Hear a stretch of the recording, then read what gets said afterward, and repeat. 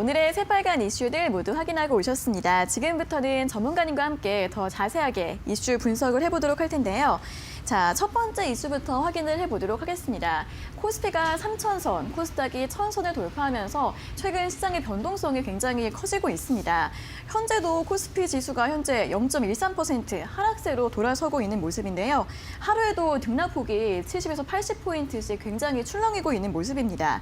자, 전문가님, 이렇게 변동성 장세에서 좀 어떤 점을 대응을 하면 좋을까요? 네, 우선은 지금 나타나고 있는 이러한 변동성에 대해서 우리가 한번 봐야 되는데, 제가 올해 첫 번째 새빨간 스캔들에서 여러분들에게 데이터를 가지고 한번 이야기를 해드렸을 거예요. 네. 지난 10년 동안 코스피 지수는 대략 0.37%씩 매월 올랐는데, 지난해 3월 이후로 한국의 코스피 같은 경우에는 2.53%씩 올라갑니다. 변동성이 커졌다라고 하는 것을 다르게 표현을 하면 투자에 따른 기대 수익이 크게 커졌다고 할 수가 있는데, 여러분들의 투자 성과 또한 지난해부터 아마 매우 좋았을 겁니다. 그건 변동성이 커졌다. 즉 산재되어 있는 리스크의 크기가 커졌기 때문에 그에 따른 기대 수익이 커졌다고 하는 것을 의미합니다. 그래서 변동성이 비록 확대가 되었을지언정 시장의 방향성이 위쪽에 있기 때문에 이건 투자에 결코 나쁜 게 아니고 오히려 여러분들에게 득이 될 거예요. 그 점 인지하시고요.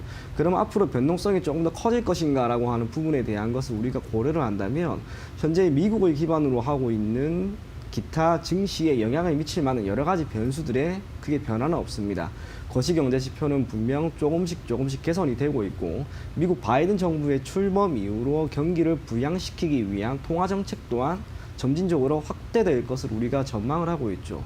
이에 따른 악재라고 할 수 있는 금리 인상이나 테이퍼링에 대한 이야기는 현 시점에서 크게 나오고 있지는 않습니다. 다르게 표현하면 유동성 장세는 조금 더 이어질 가능성이 있고, 이 유동성 장세에 따라 필연적으로 나타나는 한 가지 현상, 달러 인덱스의 약세가 지금 보이는 비트코인을 기반으로 하고 있거나 원자재라든지 기타 다양한 자산 가격의 상승을 불러일으키는 것이라고 할 수가 있습니다. 그래서 시장의 변동성을 크게 줄일 수 있을 만한 한 가지 변수는 미국이 과연 이 유동성을 어느 시점에서 마무리될 것인가, 마무리시킬 것인가, 그 시점까지는 지금과 같은 변동성이 조금 더 커질 수 있다는 점 여러분들이 인지를 하셨으면 좋겠고, 변동성이 확대가 되는 국면에서 나타나는 한 가지 현상이 있었죠. 기존에는 중형주나 소형주 위주의 지수 상승력이 분명히 나왔는데, 지난해부터 무언가 모르게 대형주와 중형주 위주로 주가 상승력이 매우 크게 나옵니다. 이건 개인 투자자들이 시장에 많이 참여해서 그런 것일 수도 있겠지만, 전반적으로 국내 증시에 상장되어 있는 대형주의 미래 가치가 더 좋을 것이다라고 하는 그런 기대감이 묻어 있는 것 같아요. 그래서 여러분들이 현 시점에서 투자를 한다라고 했을 때 가장 먼저 생각해야 할 것은 역시나 대형주나 중형주 위주로 포트폴리오를 구성하는 것이 가장 현명한 투자 방법이 될 수 있을 거라고 보여지고요.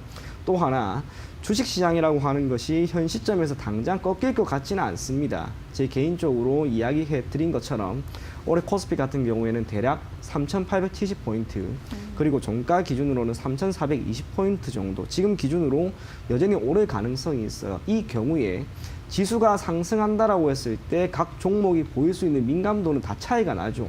삼성전자 같은 경우에는 지난 1년 동안 코스피 지수의 상승력만큼 딱 상승을 했고, 기타 LG화학 같은 경우에는 코스피의 상승력보다 대략 3.5배, 현대차 같은 경우에는 약 3배가 넘어가요. 네. 그렇다면 포트폴리오를 구성함에 있어서 대형주, 중형주, 그와 함께 시장 지수의 상승력보다 월등히 민감하게 움직였던 종목을 여러분들이 편입을 했을 때 기대 수익이 월등히 더 높아질 수 있다는 점 인지를 하셨으면 좋겠고, 수급 또한 체크를 해볼 필요가 있습니다. 개인이 많이 들어오는 것은 그리 도움이 되지가 않아요.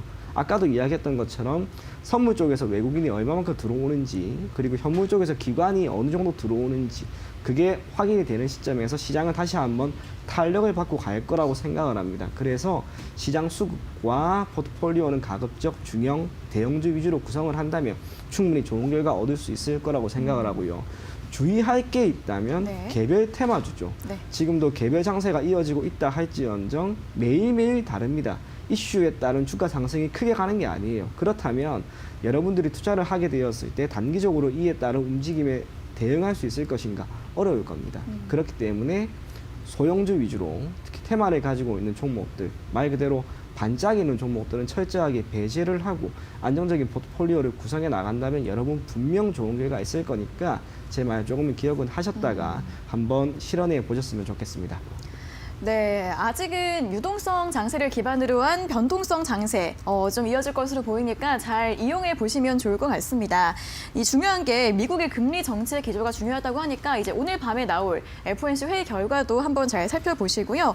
중대형주 위주로 포트폴리오를 짜보라라는 전략을 제시해 드렸는데 이 코스피 지수보다 탄력이 좋은 종목들 잘 골라보시고 소형주, 테마주 위주로는 좀 유의하시는 전략이 좋을 것 같습니다. 잘 참고해 보시고요.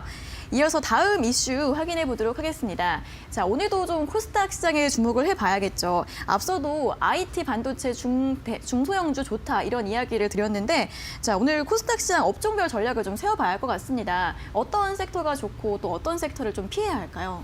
코스닥의 전반적인 흐름을 고려했을 때 네. 지금은 상승 흐름은 분명히 나오고 있어요. 네. 그런데 이때 가장 민감하게 움직이는 섹터가 저는 개인적으로 반도체와 IT 쪽인 것 같습니다. 참고로 대한민국 같은 경우에는 이 반도체를 주력 산업으로 하고 있는 국가라고 하는 점에서 시장의 조정이 나온다 하더라도 주가의 상승력과 주가의 회복력이 가장 빠른 건 반도체가 될 것 같아요. 다르게 표현하면 여러분들이 투자를 했을 때 기대 수익은 낮을지언정 그에 따른 리스크 또한 상당 부분 낮은 것이 바로 이 반도체가 되는 것 같습니다. 그리고 시스템 반도체 관련된 이야기가 많이 나오면서 어제였죠. SFA 반도체라든지 기타 다양한 종목들의 상승이 크게 나왔기 때문에 네. 올 한 해 해당 섹터에 속한 종목들은 여러분들이 역시 눈여겨봤으면 좋겠고 그중에서도 시가총액 기준 가장 최상위에 위치되어 있는 원익 IPS와 같은 기업의 주가 흐름은 현 시점에서 여러분들이 눈여겨볼 필요가 있지 않을까 그렇게 생각을 하고요. 유의할 만한 섹터는 지금은 제약 바이오인 것 같아요. 이유가 지난해 같은 경우에는 코로나19가 크게 확산이 되었고 백신이나 치료제가 실질적으로 나온 게 없었습니다. 그렇기 때문에 특정 기업이 코로나19 치료제, 백신 관련된 이야기만 나오면 주가가 단기적으로 크게 급등하는 움직임이 나왔죠. 하지만 지금은 어때요? 백신이나 치료제가 이미 어느 정도 나왔죠. 그래서 설령 관련된 이슈가 나온다 하더라도 기존 나와 있는 백신을 뛰어넘을 수 있을 만한 수준의 그런 결과, 치료제 또한 기존에 나와 있는 결과물 이상의 결과, 그것을 만들지 못하면 주가는 단기적으로만 움직이거나 또는 단기적으로 주가 상승이 오래 가지도 않은 그런 장세가 나올 것 같습니다. 코스닥 같은 경우에는 제가 중요하게 생각하는 이유는 시가총액 기준으로 1위부터 4위까지 전부 다 제약 바이오인데 제약 바이오 섹터가 코스닥에서 차지하는 비중이 높다 할지언정 시장 시가총액 상위 10개가 코스닥 지수에 미치는 영향력이 코스피에 비해서 상대적으로 미미하죠. 네. 그래서 전반적인 섹터 자체, 각 업종에 대한 지수를 더 잘 표현하는 게 저는 오히려 코스닥이 아닐까 싶어요. 그래서 코스닥은 결국에는 지금과 같은 주가의 우상향 흐름이 나왔을 때 고른 분포를 가지고 전반적으로 다양한 섹터가 움직일 수 있다. 다르게 표현하면 여러분들이 투자에 따른 기회가 더 많은 것이 아마 코스닥이 되지 않을까 그렇게 생각을 합니다. 제약 바이오 쪽 조금은 경계를 하시고요. 가급적이면 반도체 IT 그중에서도 코스닥 같은 경우에도 시총 상위 종목이나 중형주 이상 아무리 못해도 3천억 이상의 종목들을 여러분들이 눈여겨보면 좋지 않을까 그렇게 생각이 됩니다. 네, 이제 주목해야 할 업종으로는 IT 반도체 그리고 특히 이제 어제도 강세 보였던 시스템 반도체주 계속해서 주목해 보시면 좋을 것 같고요.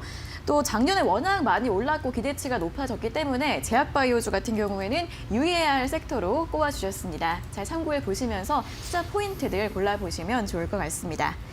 자, 여기까지 오늘의 새빨간 이슈 이청원 본부장님과 함께 해봤습니다. 본부장님 오늘 말씀 감사합니다. 네, 감사합니다.